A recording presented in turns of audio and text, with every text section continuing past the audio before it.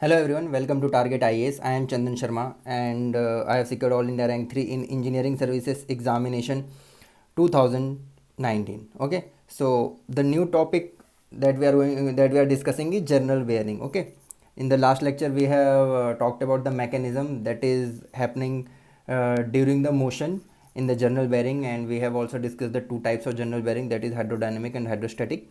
In this topic, in the today's lecture we are going to discuss, or we are going to analyze the general bearing or different terminology, and based on that terminology we are going to solve the questions. Okay, so let's start.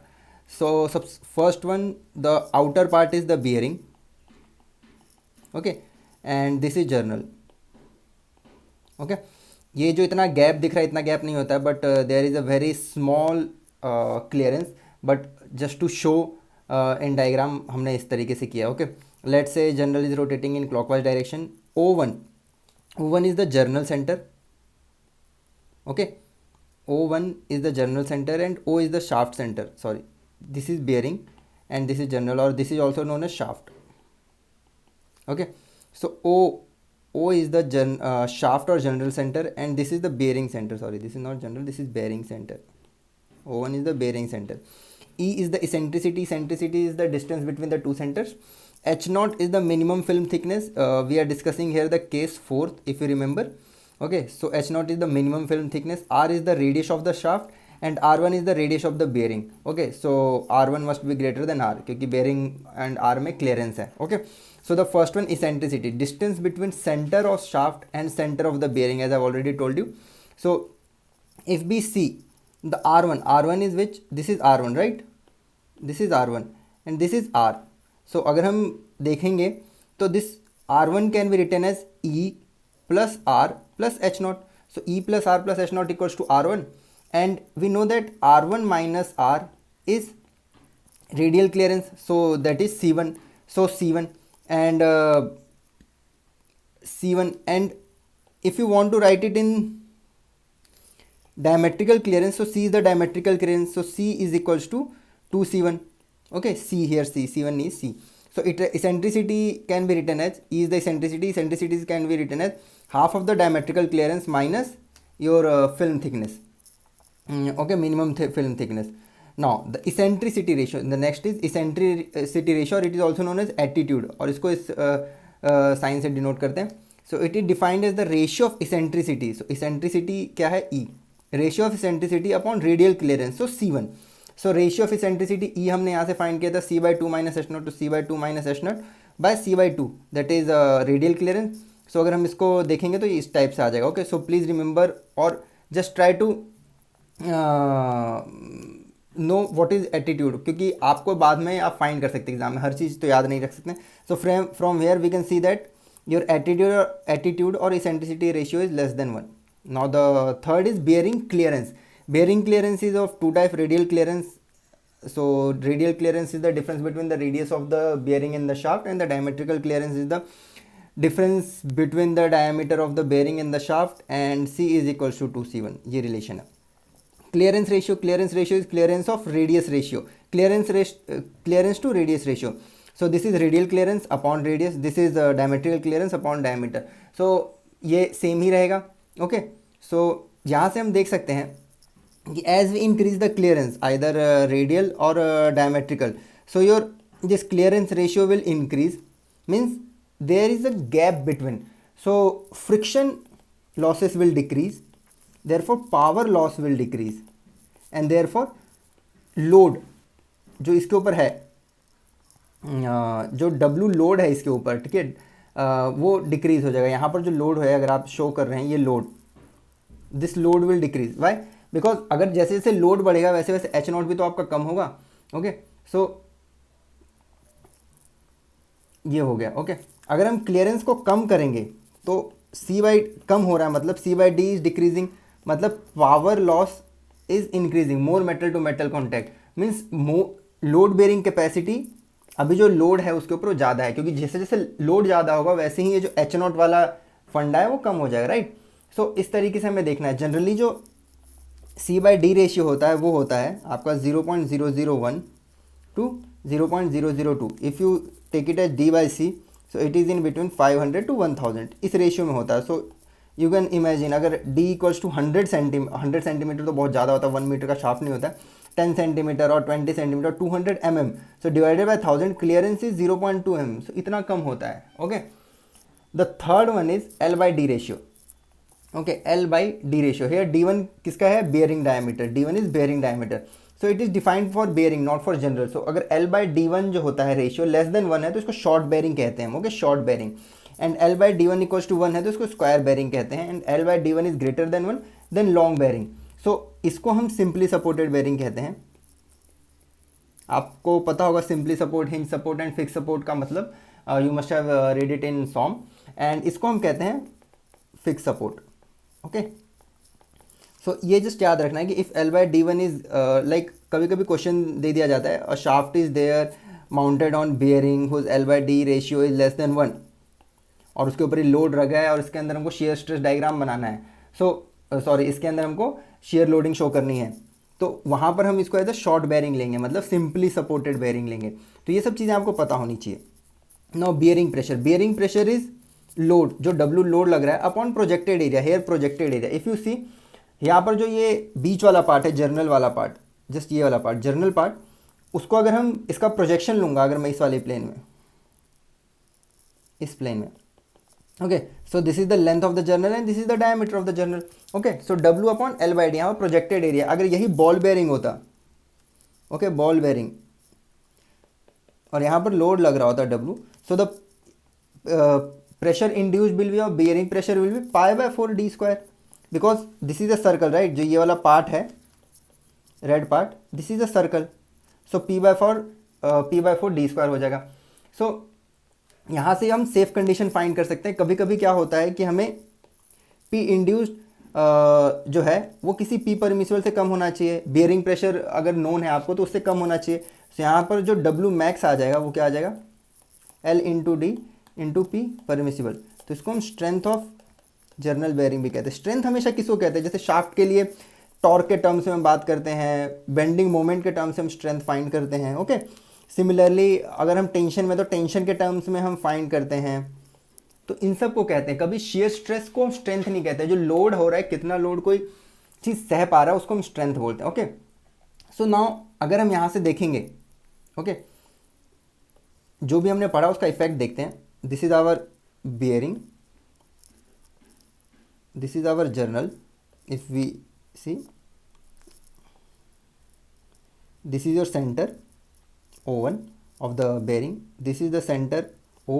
Okay, this is your eccentricity, this is your R, and this is your H0.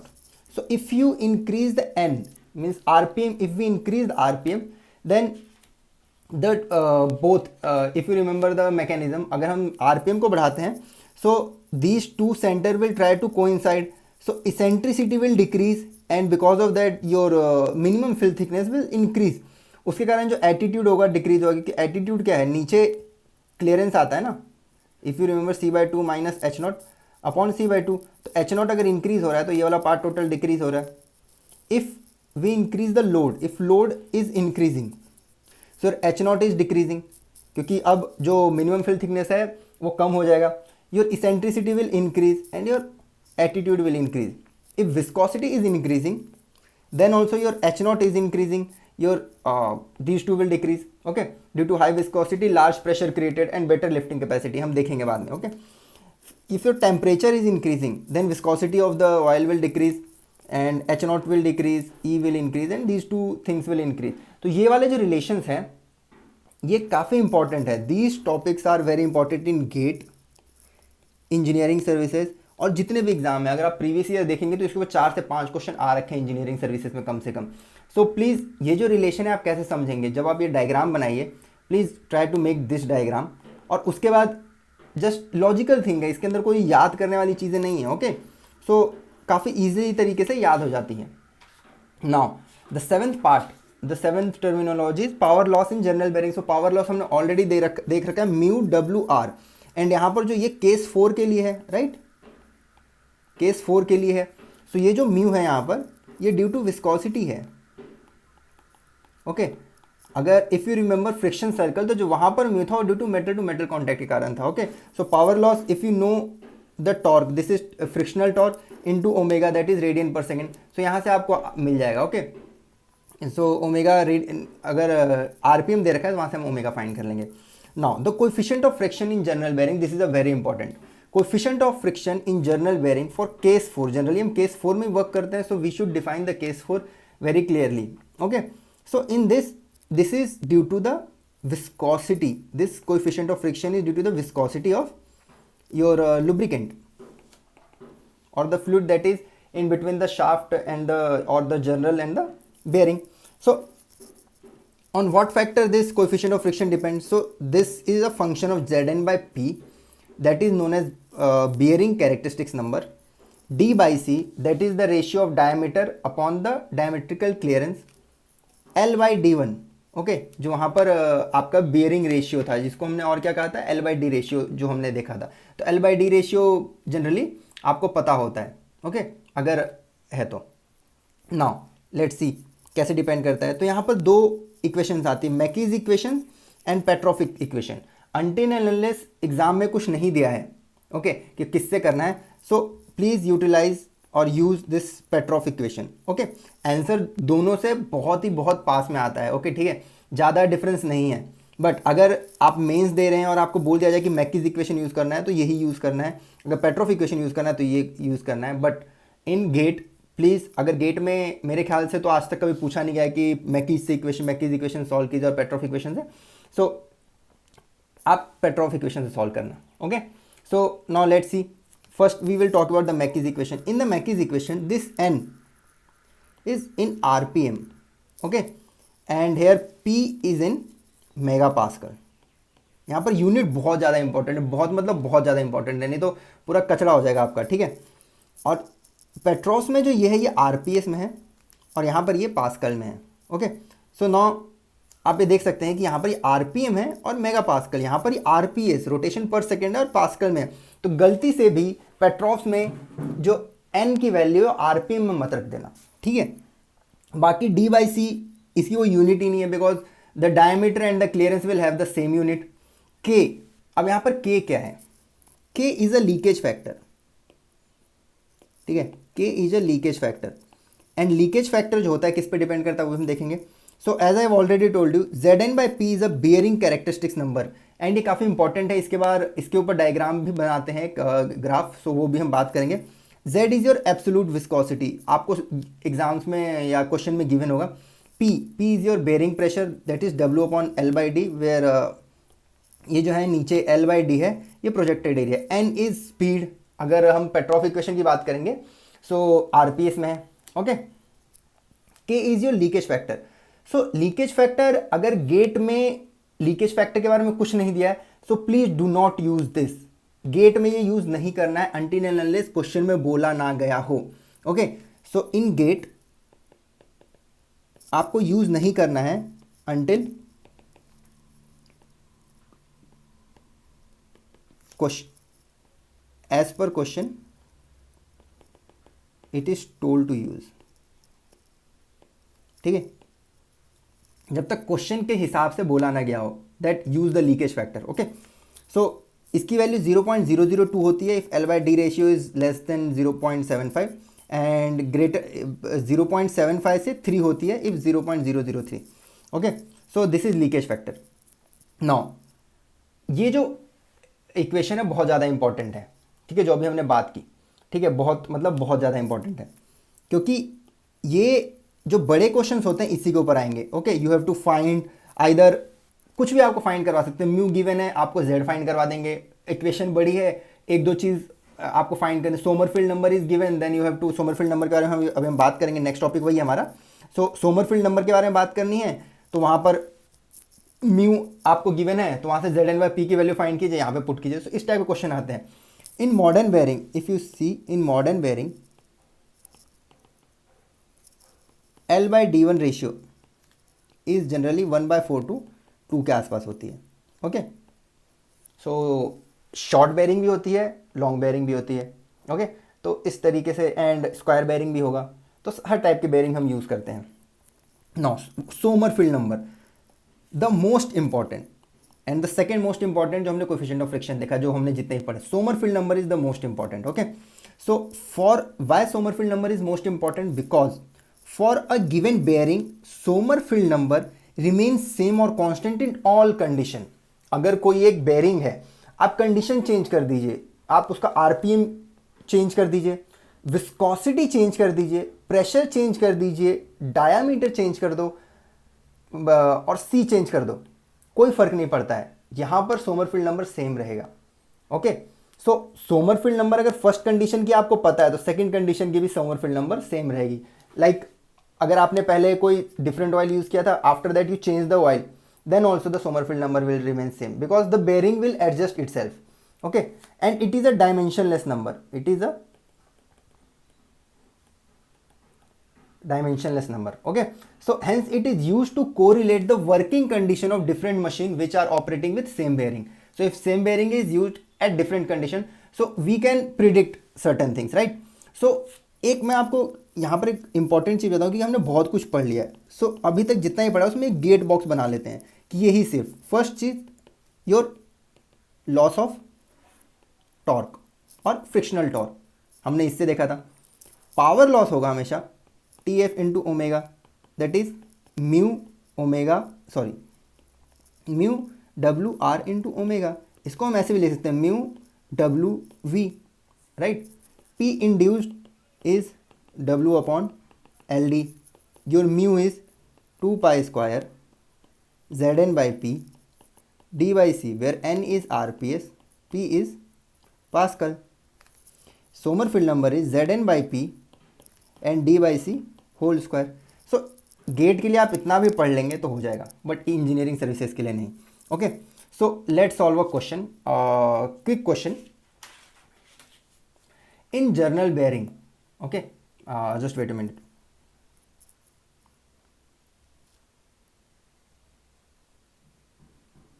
Okay, so in general bearing, shaft diameter is 50 mm. Okay, and length is also 50 mm. Your RPM is 1200 RPM. Lubricant viscosity is 0.002 Pascal second. 0.02 Pascal second. Bush bore diameter जो D की value 50.05 mm. Find power loss. So we have to find the power loss or heat generated, we can say. Power loss, क्योंकि जो power loss होगा heat generated ही तो होता है, because that power or energy will get changed into heat. So we know that. Please try to solve this question, pause the video and try to solve. Okay, so power loss is equals to torque into omega. So torque is mu WR into omega. So your mu is 2 pi square Zn upon P d by C into W आ गया into R into omega. Okay, now let's solve this. 2 pi square Z, n हमको पता है, n 1200 rpm है, so divided by 60 20. so Z की value पता है 0.02 into 20 upon P. P is W upon L into D. so L into D upon D by C ratio. D, अब जो D है डायमीटर तो पता है, बट C क्या होगा? C is, अगर आपने ध्यान दिया होगा तो 50.05 माइनस 50 दैट इज 0.05 mm. यहाँ पर 0.05 mm आ जाएगा into W. These 2W will get cancel into R radius. Okay, into omega. So ये चीज़ें तो आप जब वैल्यू पुट करेंगे, when you put the value you will get 62 watt. ठीक है, तो मैंने सारी चीज़ आपको बता दी इसमें. ठीक है, now The next topic is this type of questions usually come in GATE and engineering services both. काफ़ी easy questions होते हैं, न्यूमेरिकली भी आपको कैलकुलेटर यूज़ करने की जरूरत नहीं होती, तो इंजीनियरिंग सर्विसेज में पूछा जाता है. Okay, so please try to solve previous year questions. Okay, now mass flow rate of coolant required if we know that there is a power loss.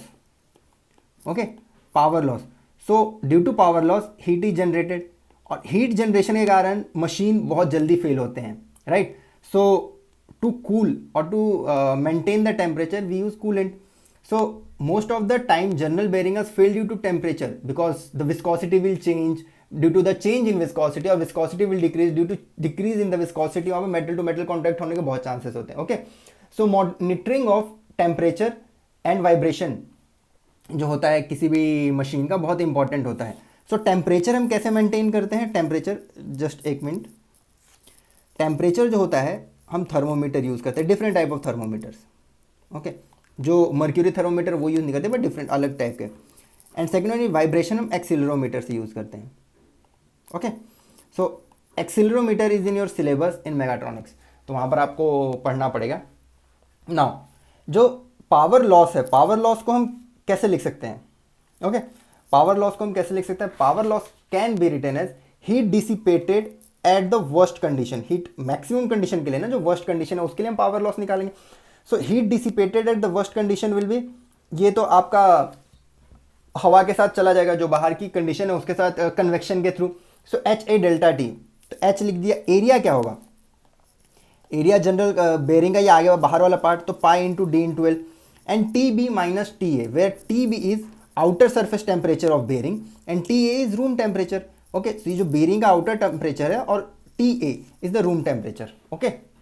अब यहाँ पर ये एक टर्म है, याद रखना पड़ेगा आपको, वैसे कोई इसका इतना बड़ा सिग्निफिकेंस नहीं है। पाई इंटू जो एच होता है यहाँ पर, ये वाला टर्म पाई इंटू एच, उसको हम सी डी से रिप्रेजेंट करते हैं, that is known as heat dissipation coefficient, heat dissipation coefficient, okay. So your heat dissipation can be written as C D into D L into T B minus T A, okay, इस तरीके से। Now heat dissipation can be written as C D into D L. Now T B को हम T not plus T A by 2 से भी कर सकते हैं।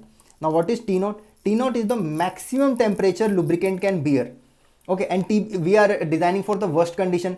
सो यहां पर आ जाता है, हम एवरेज ले लेते हैं, ओके। जैसे this is your bearing, right, और यहां पर अंदर लुब्रिकेंट है, यहां पर ये लुब्रिकेंट है। So if lubricant is at a maximum temperature T not and this is T A, तो ये जो आउटर टेम्परेचर टी बी है हम इसका एवरेज ले लेते हैं, T A and T naught का average. So you can write it as T not plus T A by 2 minus T A, and ये जो बन जाएगा ये आपका H D C D dot D into L T naught minus T A by 2, okay. और अगर हमें coolant की जरूरत पड़ी, ये तो हीट डिसिपेशन हो गया, but if heat generated is greater than heat dissipated, then coolant will absorb this extra heat, okay. And वो हम कैसे लिखते हैं? M dot C P delta T. तो ये कूलेंट के लिए है, ओके। सो एक क्वेश्चन सॉल्व करते हैं जिससे आपकी दिक्कतें खत्म हो जाएंगी। So in a natural feed journal bearing, shaft diameter 50 mm and length is also 50 mm, length of the 50 mm, so square वाला है, right, square bearing, operating at a speed of 1200 RPM. The bearing is lubricated with an oil whose absolute viscosity and operating temperature is 80 degrees Celsius respectively. Assume D by C 1000 and TA क्या हो गया आपका? Atmospheric temperature 25 degree Celsius. Heat dissipation coefficient यहाँ पर CD की value दी है, okay, 4000. Find out rate of artificial cooling and mass flow rate of coolant required if Cp of coolant is 1.76 and temperature difference of coolant is 10 degrees Celsius. So what is artificial cooling? The cooling done by the coolant is artificial cooling, and the cooling done by the environment, that is convection cooling, is your natural cooling, क्योंकि उसके लिए आपने artificially कुछ लगाया नहीं है, okay. So first of all we have to find the power loss. Power loss is Tf into omega, and Tf we know that mu into W into R. So let's find 2 pi square Z, and P को हम लिख सकते हैं W upon L into D, and here W, right, into D by C, into D by C into W into R. So ये जो हो गया, ये आपका म्यू की वैल्यू आ गई पेट्रोफ से, यहाँ से W कैंसिल हो गया. Just put the values, you will get T equals to 0.493 Newton meter. Okay, 0.493 Newton meter. Now we know that heat generated is equals to Tf, this is Tf into omega. So 0.493 into 2 pi n by 60. So you will get 62 watt power loss. Now heat dissipated is HA delta T. So H हमें पता है, H into pi into D into L into delta T. So this is H into pi की value क्या दे रखी है? 400, right, 400 into diameter और L की वैल्यू क्या दे रखी है 0.05 metre square into delta T. यहाँ पर हम डेल्टा टी क्या लेंगे, टेम्परेचर 80 डिग्री सेल्सियस दे रखा है, तो 80 डिग्री सेल्सियस माइनस 25, ये जो है ये टी बी, अगर आपको रिमेंबर हुआ है टी नॉट है मैक्सिमम टेम्परेचर, बट हमें यहाँ पर क्या लिखते हैं T B minus T A, so T B is 80 plus 25/2 minus 25। तो इस तरीके से आपको करना पड़ेगा, राइट। सो यहाँ पर जो जस्ट वेट, सॉरी, यहाँ पर जो ऑपरेटिंग टेम्परेचर पे लेंगे हम, ओके। सो यहाँ इसकी वैल्यू 25 आ जाएगी, that is 80 minus 25, 80 minus 25 is 55, sorry यहाँ पर 55 आ जाएगा, 55, okay. So your this is 400 into 0.05 का square into 55, okay, operating temperature, because operating temperature is given. यहाँ पर 80 डिग्री सेल्सियस ऑपरेटिंग टेम्परेचर है, सॉरी मैं मैक्सिमम टेम्परेचर से कंफ्यूज हो गया था। सो इस तरीके के क्वेश्चन में आपको कंफ्यूज नहीं होना है, ओके। सो यहाँ पर 55 आ गया, तो ये heat dissipation is 55 watt. Now जो कूलेंट में जाएगा heat rejection that will be 62 watt, जो हीट जनरेटेड है minus 55 that is 7 watt. So this is the answer of your first question. Now we know that हमको mass flow rate भी find करना है, तो M C P delta T is equals to 7। So यहाँ पर M की value find करनी है, सी पी की वैल्यू क्वेश्चन में शायद दे रखी है 1.76 किलो जूल इंटू 10⁻³ और जो टेम्परेचर डिफरेंस है वो भी 10 दे दिया, तो 7। तो एम डॉट की वैल्यू यहाँ पर 0.3977 आएगी ग्राम पर सेकेंड, ओके। इसको आप कभी कभी क्वेश्चन में केजी पर आवर में पूछ लिया जाता है, सो प्लीज़ क्वेश्चन में क्या पूछा गया है उसके हिसाब से देखिए, ओके। सो ये टॉपिक यहाँ पे ख़त्म हो रहा है, ओके। ये जो है इसके अंदर काफ़ी सारे क्वेश्चंस ऐसे हैं जो कि आपके एग्जाम्स में आ रखे हैं, शायद ये जो क्वेश्चन मैंने करवाई ये भी इंजीनियरिंग सर्विसेज में पूछ रखा है और गेट में भी पूछा जा सकता है, कोई बड़ा क्वेश्चन नहीं है, it will take hardly 2 to 3 minute. So please try to solve these kind of questions और बहुत ईजिली हो जाएंगे। मैं अभी सारे गेट क्वेश्चन इसलिए नहीं करवा रहा हूँ क्योंकि एक बार सारे सिलेबस खत्म हो जाएगा। So from September first week I will start solving the GATE questions of the every subject. So हर एक सब्जेक्ट में मैं गेट के और इंजीनियरिंग सर्विसेज के क्वेश्चन सॉल्व करवाते जाऊँगा, तो उसके लिए आप टेंशन मत लीजिए, but initially first you have to focus on the basics. तो ये जो क्वेश्चन इसलिए हैं क्योंकि बेसिक पे आपकी पकड़ मजबूत करेंगे, and after solving this please try to solve previous year question because that is very important, okay. So take care and bye.